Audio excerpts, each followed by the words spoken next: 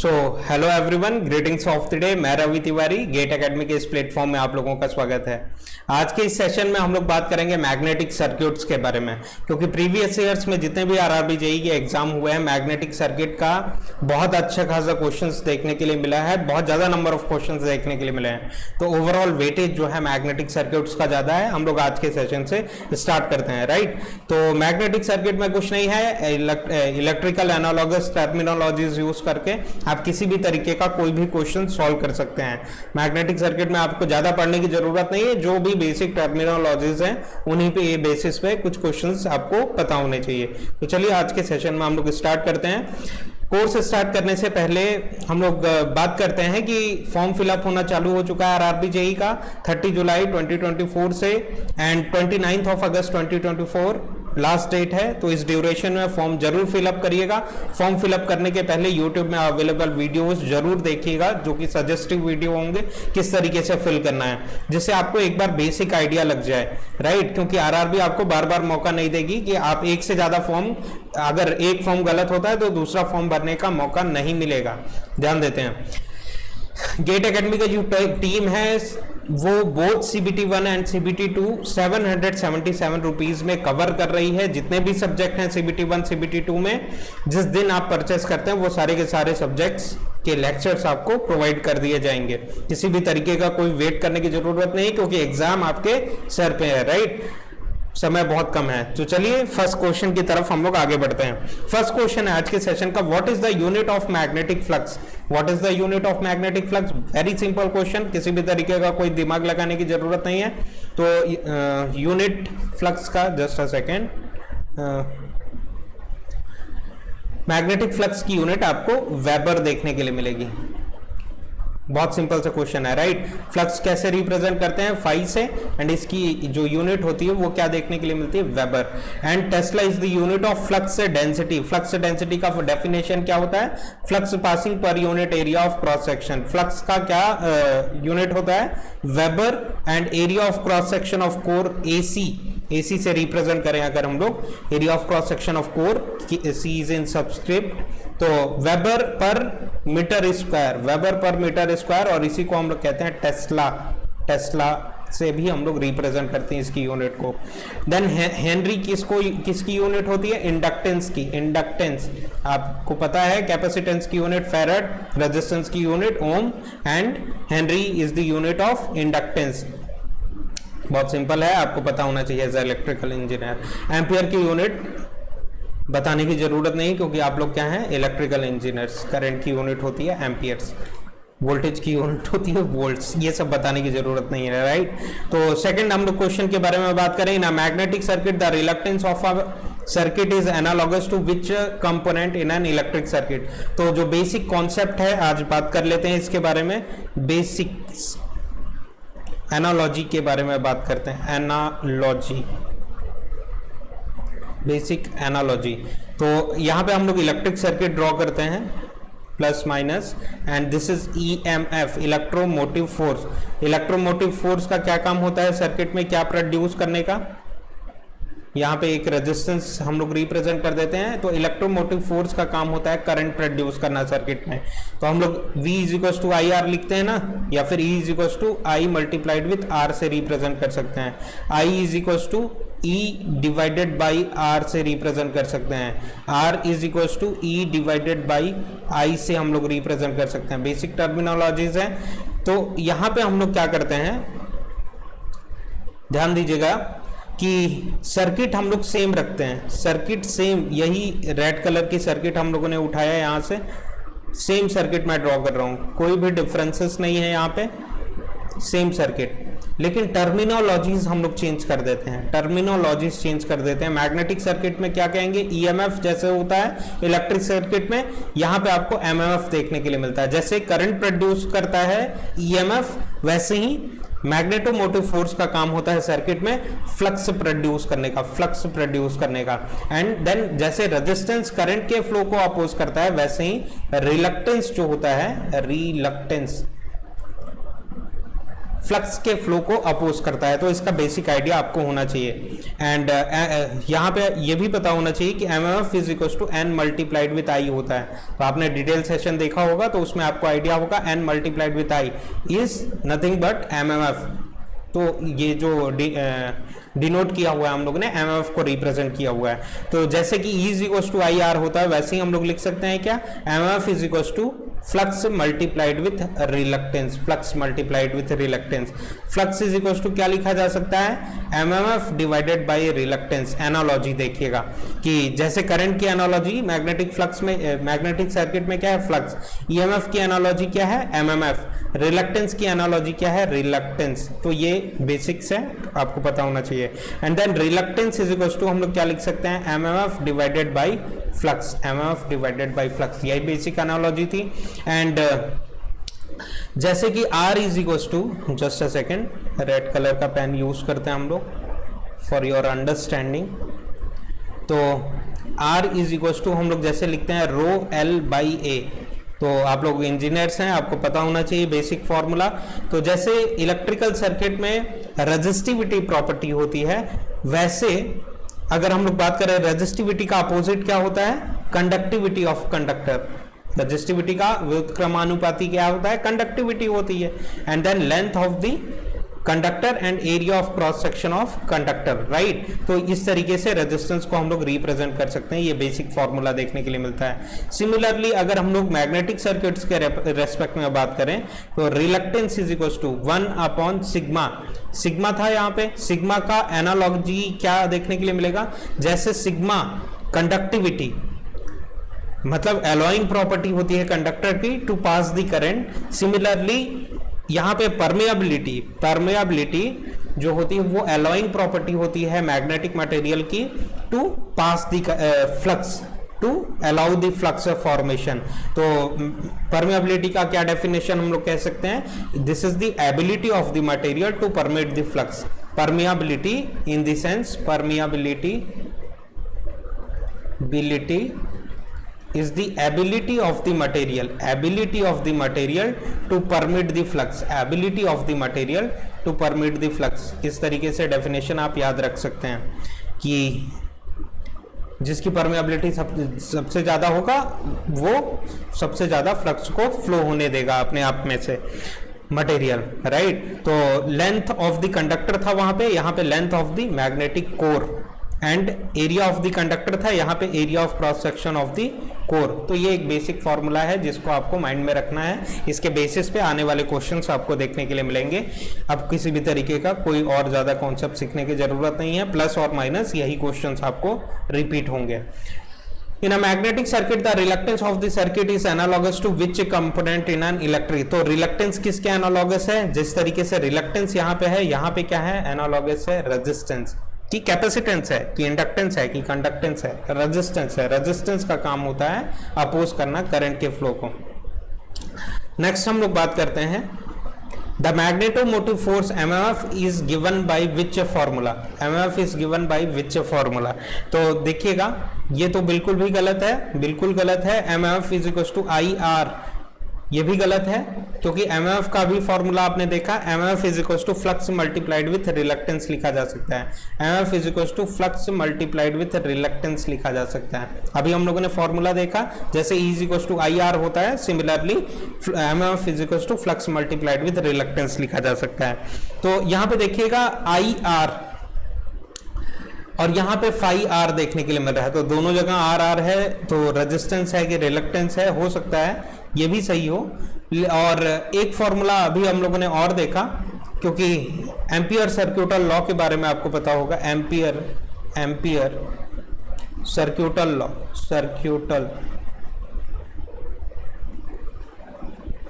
Law, ampere circuital law क्या कहता है कि line integral of H dot dl is equal to current enclosed in a magnetic loop, यही formula होता है। तो आपने बेसिक्स 11th-12th में पढ़ा होगा या फिर फिजिक्स में पढ़ा होगा। तो इसको फर्दर अगर हम लोग डील करें तो यहाँ पे H डॉट L का जो प्रोडक्ट होता है कुछ इस तरीके से represent, current enclosed in magnetic loop क्या होता है, N मल्टीप्लाइड विथ I। तो ये फॉर्मूला आपको माइंड में रखना है, ये फॉर्मूला आपको माइंड में रखना है। तो MMF इज इक्वल टू, और यही क्या N मल्टीप्लाइड विथ I ही क्या होता है, MMF होता है। तो MMF is equal to H dot L लिखा जा सकता है। Option B is the right answer for this question. तो ये वाला ऑप्शन हम लोग इसलिए नहीं टिक कर रहे हैं क्योंकि यहाँ पे भी रेजिस्टेंस है, यहाँ पे भी रेजिस्टेंस है, तो आर से रिप्रेजेंट किया गया है, तो रेजिस्टेंस है कि रिलक्टेंस है, कोई कंफर्मेशन नहीं हो पा रहा है। तो कॉम्पिटिटिव एग्जाम्स में आपको यही ध्यान रखना है कि बेस्ट पॉसिबल ऑप्शन, की गिवन ऑप्शन में से एक से ज्यादा सही हो सकते हैं, लेकिन जो बेस्ट सूट कर रहा है उसको हम लोग सेलेक्ट करते हैं, ऑप्शन बी सेलेक्ट करते हैं हम लोग। नेक्स्ट क्वेश्चन पे आगे बढ़ते हैं। What does the term reluctance measures in magnetic circuit. तो रिलक्टेंस का क्या काम होता है, जैसे करंट का काम होता है, हम लोगों ने देखा यहाँ पे, जैसे रेजिस्टेंस का जैसे काम होता है करंट को अपोज करना, सिमिलरली रिलक्टेंस का काम होता है फ्लक्स को अपोज करना। रिलक्टेंस का काम होता है मैग्नेटिक फ्लक्स के फॉर्मेशन को अपोज करना। अपोजिशन ऑफ इलेक्ट्रिक करंट नहीं, ये मैग्नेटिक प्रॉपर्टी है, इलेक्ट्रिक करंट इलेक्ट्रिकल प्रॉपर्टी है, तो ये गलत आंसर है। Next, opposition to magnetic flux, opposition to the magnetic flux is the right answer. तो किसी भी तरीके का कोई डाउट नहीं है इसमें, राइट। तो नेक्स्ट क्वेश्चन पे हम लोग बढ़ते हैं। if the magnetic flux phi in a magnetic circuit is 2 Weber and the reluctance R is 5 ampere per Weber, what is the magnetomotive force? What is the magnetomotive force? तो MMF के बारे में आपको आइडिया क्रिएट करना है। आपने देखा previously हम लोगों ने लिखा हुआ है यहाँ पे MMF का जो फॉर्मूला था, आपने यहाँ पे डिराइव किया हुआ है फ्लक्स मल्टीप्लाइड विथ रिलक्टेंस, वही फॉर्मूला हम लोग यहाँ पे लिख रहे हैं, फ्लक्स मल्टीप्लाइड विथ रिलक्टेंस। तो बताइए फ्लक्स क्या दिया हुआ है, फ्लक्स आपका दिया हुआ है 2 वेबर मल्टीप्लाइड विथ रिलक्टेंस क्या दिया हुआ है, 5 ampere per weber, 5 ampere per weber. Just a second, 5 ampere per weber, तो 5 टू जा 10 ampere turns is the right answer, 10 ampere turns is the right answer. तो किसी भी तरीके का कोई डाउट यहाँ पे करने की जरूरत नहीं है। बहुत सिंपल क्वेश्चंस हैं, जो बेसिक टर्मिनोलॉजीज हम लोगों ने देख लिया उसी के बेसिस पे सारे क्वेश्चंस आपको देखने के लिए मिल रहे हैं, राइट। तो उससे ज्यादा मैग्नेटिक सर्किट में है भी नहीं कुछ। चलिए हम लोग नेक्स्ट क्वेश्चन की तरफ आगे बढ़ते हैं। The unit of magnetic field strength H is, the unit of magnetic field strength H is. तो H की यूनिट क्या होती है, आपने देखा H को हम लोग क्या लिखते हैं,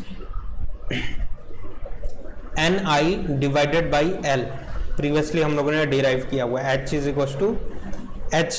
इक्वल टू क्या लिखा जा सकता है, यहाँ से देखिए क्या लिखा जा सकता है, Ni divided by L, Ni divided by L, वही सेम चीज हम लोगों ने लिखा हुआ है।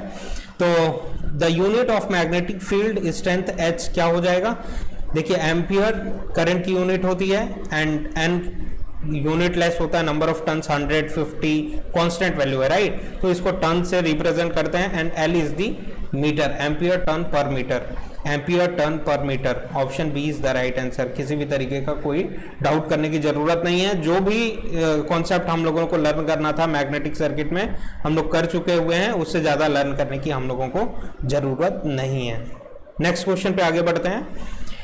If a magnetic circuit has a cross-sectional area of 10 centimeter square and the length of the magnetic path is 1 meter, what is the reluctance if the permeability of the material is this? What is the reluctance? Reluctance पूछा हुआ है। reluctance का formula आप लोगों को already पता है कि क्या होता है, 1 upon, just a second,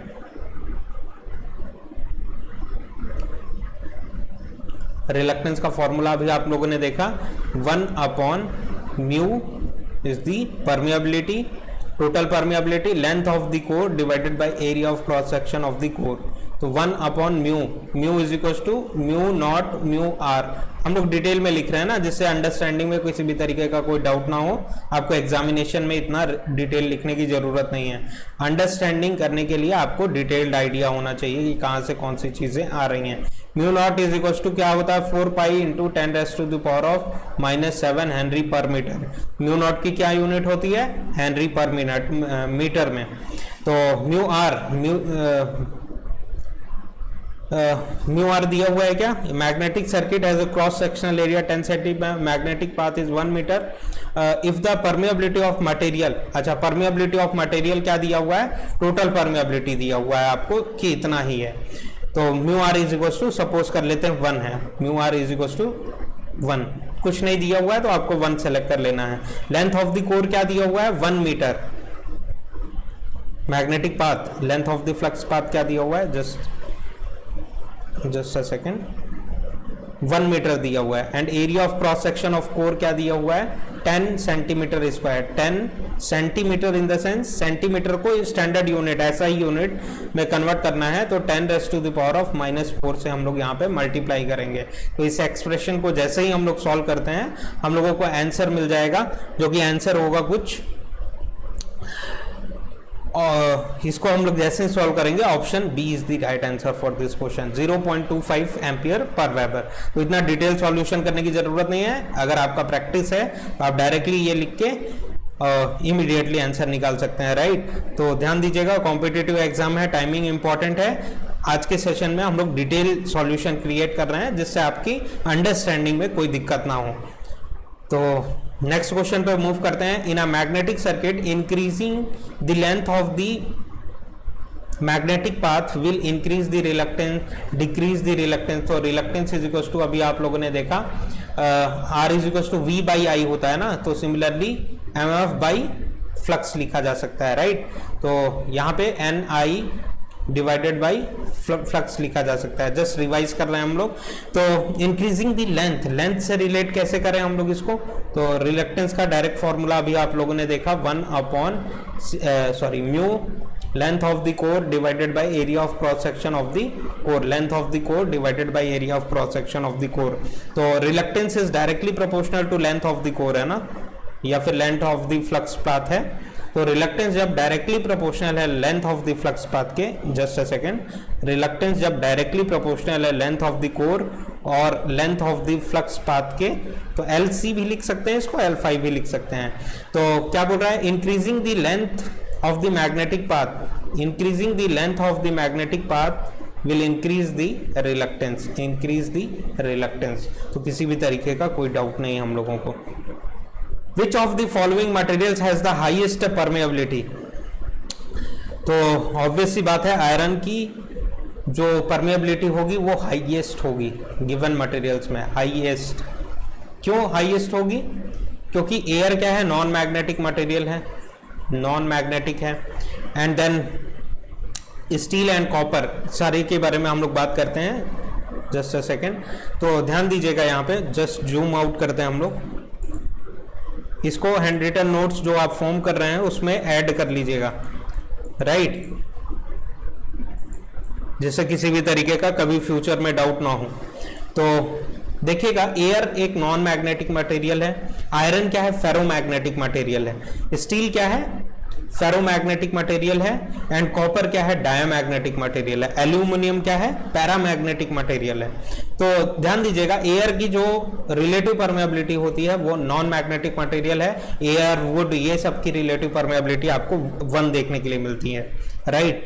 and iron की रिलेटिव परमेबिलिटी 1000 से 5000 प्लस तक आप एक्सपेक्ट कर सकते हैं, जो कि मार्केट में अवेलेबल मटेरियल्स हैं। जो कि अभी तक के आयरन कहां तक आ रही है, 1000 से नॉर्मल बेसिस पे 1000 से 5000 प्लस तक आपको देखने के लिए मिल रहा है रिलेटिव परमेबिलिटी आयरन का रिसेंट मार्केट में। स्टील की बात करें तो 200 से 1000 होती है। ये फेरोमैग्नेटिक मटेरियल है, लेकिन आयरन के कंपैरिजन में कम फेरोमैग्नेटिक है, इसकी रिलेटिव परमेबिलिटी कम होती है। आयरन बेस्ट है ना, फ्लक्स को अलाउ करेगा इजीली, जितनी रिलेटिव परमेबिलिटी हाई होगी, ability of the material to permit the flux उतना ज्यादा हाई होगा। तो iron is the best ferromagnetic material. Copper की बात करें तो डायमैग्नेटिक होता है ये, और इसका 0.99 समथिंग आपको देखने के लिए मिलेगा। तो ध्यान दीजिएगा, परमेबिलिटी क्या होती है, mu is equal to mu naught. यहाँ पे क्या देखने के लिए मिलेगी, म्यू टोटल परमेबिलिटी के बारे में बात करें, mu is the total permeability, which is mu naught multiplied with mu R. तो म्यू आर क्या होता है इसका 1, तो म्यू नॉट मल्टीप्लाइड विथ 1 क्या आएगा, म्यू नॉट का क्या फॉर्मूला, क्या आपका एक्सप्रेशन होता है 4 pi into 10⁻⁻⁻⁷ Henry per metre. And then mu के बारे में यहाँ पे हम लोग बात करें, कौन सा था, आयरन, तो 1000 mu naught to 5000 mu naught. तो इसकी रिलेटिव टोटल परमेबिलिटी क्या होती है, mu naught multiplied with mu R.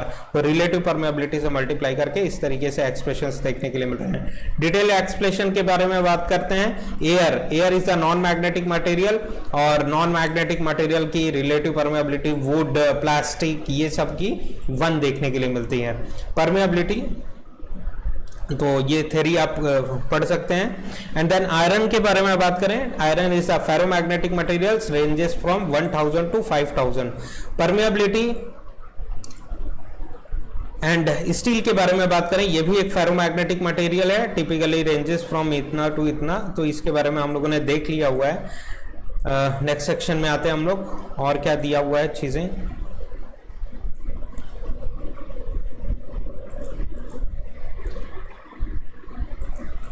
तो फेरोमैग्नेटिक मटेरियल कैरेक्टरिस्टिक इसका क्या होता है, क्या फंक्शनैलिटी है, high magnetic permeability, can become strongly magnetized, strongly magnetize हो सकता है, ये अच्छा मटेरियल है ट्रांसफॉर्मर के कोर कंस्ट्रक्शन के लिए। तो much greater than 1, ferromagnetic material की रिलेटिव परमेबिलिटी क्या होती है, मच ग्रेटर देन 1 देखने के लिए मिलेगी। और इसके एग्जांपल्स क्या है फेरोमैग्नेटिक मटेरियल के, आयरन, कोबाल्ट, निकल एंड गैडोलिनियम। तो इस तरीके से है। एंड पैरामैग्नेटिक मटेरियल्स के बारे में बात करें, slightly positive magnetic susceptibility, weakly attracted to magnetic fields. तो पैरामैग्नेटिक मटेरियल का क्या एग्जांपल है, एल्यूमिनियम है। एंड स्लाइटली पॉजिटिव होता है ना, मतलब रिलेटिव परमेबिलिटी इसकी स्लाइटली ग्रेटर देन 1 होती है, slightly greater than 1, slightly greater than 1 relative permeability. तो एल्यूमिनियम इसका एग्जांपल है, प्लैटिनम एग्जांपल है, मैग्नीज एग्जांपल है, लिथियम एग्जांपल है, टंगस्टन इंपॉर्टेंट है एग्जांपल है। इन एग्जांपल्स को जरूर नोट कर लीजिएगा कि ये कौन से कैटेगरी के अंदर में आते हैं, क्योंकि ऐसा भी क्वेश्चन प्रीवियस ईयर्स में देखने के लिए मिला हुआ है और डिफरेंट एग्जाम में बहुत स्मूथली पूछता रहता है, बहुत फ्रीक्वेंट बेसिस पे। तो ध्यान दीजिएगा, ये एग्जांपल्स आप नोट कर लीजिएगा जरूर। डायमैग्नेटिक मटेरियल की स्लाइटली लेस देन 1 होता है relative permeability, slightly less than 1 देखने के लिए मिलता है। नेगेटिव मैग्नेटिक ससेप्टिबिलिटी होती है, weekly repelled by the magnetic field. जब इसका लेस देन 1 होता है तो फ्लक्स लाइंस आ रही होंगी, अगर कोई डायमैग्नेटिक मटेरियल रखा होगा तो फ्लक्स लाइंस उससे दूर चली जाएंगी। यही क्योंकि नेगेटिव में है ना रिलेटिव परमेबिलिटी, अगर पॉजिटिव में होता तो स्लाइटली अट्रैक्ट करती, बहुत ज्यादा होता तो पूरी की पूरी अट्रैक्ट हो जाती फ्लक्स लाइंस। तो इसके क्या एग्जांपल है, बिस्मथ है, कॉपर है, ग्रेफाइट है, सिल्वर है, वाटर है, रेंजिंग फ्रॉम रेंजेस दिए हुए हैं रिलेटिव परमेबिलिटी के।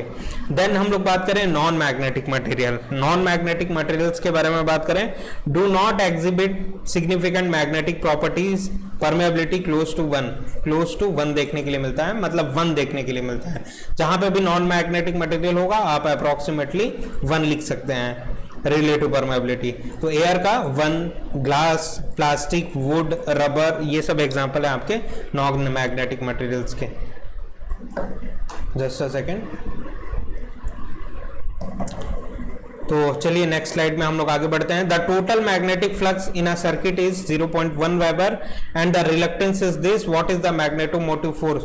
तो आप डायरेक्ट फॉर्मूला अप्लाई करेंगे, just a second, direct formula यहाँ पे अप्लाई करेंगे एमएमएफ का।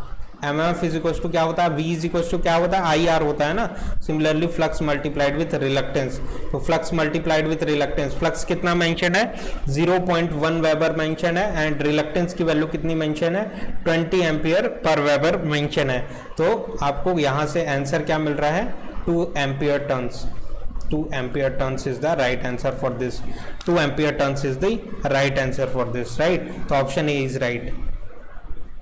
Option A is right. Next हम लोग मूव करते हैं. What is the relation between magnetic flux phi, magnetic field strength H and the length of the magnetic path I?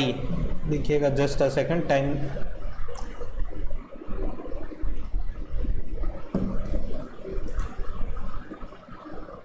ध्यान दीजिएगा, what is the relation between magnetic flux phi, magnetic field strength L and the length of the magnetic path I in a magnetic circuit. तो इनके बीच में क्या relation है, phi H and L के बीच में, phi H and L के बीच में क्या रिलेशन है। तो अभी आप लोगों ने देखा H dot L is equal to क्या लिख सकते हैं हम लोग, एम एफ लिख सकते हैं, which is equal to N I लिखा जा सकता है, राइट। तो आपको कौन सा एक्सप्रेशन यहाँ पे करेक्ट देखने के लिए मिल रहा है, ऑप्शन सिंपल सा क्वेश्चन है, फाई इज इक्वल टू क्या लिखा जा सकता है, M F divided by reluctance, M F divided by reluctance. तो एम एफ को फर्दर क्या लिखा जा सकता है, इसी को एक्सटेंड कर दे अगर हम लोग, तो एम एफ को लिखा जा सकता है H dot L divided by reluctance, H dot L divided by reluctance. तो देखिएगा हम लोगों को यहाँ से एक्सप्रेशन मिल रहा है H dot L divided by reluctance, यही से एक्सटेंड हो रहा है ना सारी चीजें। तो यहाँ पे डायरेक्ट रिलेशन है ना फाई एच एंड एल में, phi and H and L में। तो कौन सा ऑप्शन करेक्ट देखने के लिए मिल रहा है, flux is equal to M F divided by reluctance, M F divided by reluctance. Option B is the right answer, option B is the right answer. देखिएगा यहाँ पे भी ये भी एक करेक्ट ऑप्शन देखने के लिए मिल रहा है, क्योंकि फ्लक्स डेंसिटी क्या होती है, flux passing per unit area of cross section. तो फ्लक्स इज इक्वल टू क्या, बी मल्टीप्लाइड विथ ए लिखा जा सकता है, flux is equal to B multiplied with A लिखा जा सकता है, लेकिन इससे कोई डायरेक्ट इनमें रिलेशन नहीं बन रहा है, इसीलिए ये ऑप्शन करेक्ट नहीं है, option B is the right answer. और ये तो बिल्कुल गलत, ये भी बिल्कुल गलत देखने के लिए मिल रहा है, option B is the right answer, right. Next question पे मूव करें अगर हम लोग, ध्यान दीजिएगा यहाँ पे एक्सप्रेशन मेंशन्ड है, आप लोग देखिएगा डिटेल सॉल्यूशन जो है, जिससे आपको आइडिया क्रिएट होगा, और ये अपने हैंड रिटन नोट्स में फॉर्म कर लीजिएगा कि बी और सी दोनों में से कौन सा ऑप्शन करेक्ट है, क्यों करेक्ट है, उसके बारे में अभी आइडिया हो जाएगा कि option B is the right answer, option B is the right answer, option B is the right answer. तो चलिए आज के सेशन को यहीं पे हम लोग एंड करते हैं, और सेशन को इसी तरीके से हम लोग कंटिन्यू करेंगे मैग्नेटिक सर्किट पे, और भी क्वेश्चंस के बारे में आने वाले सेशंस में बात करेंगे। तब तक के लिए धन्यवाद, और नेक्स्ट सेशन में अगेन हम लोग मिलते हैं नए नए कॉन्सेप्ट के साथ, जिससे ब्यूटीफुल आइडिया क्रिएट कर सकें। Thank you very much.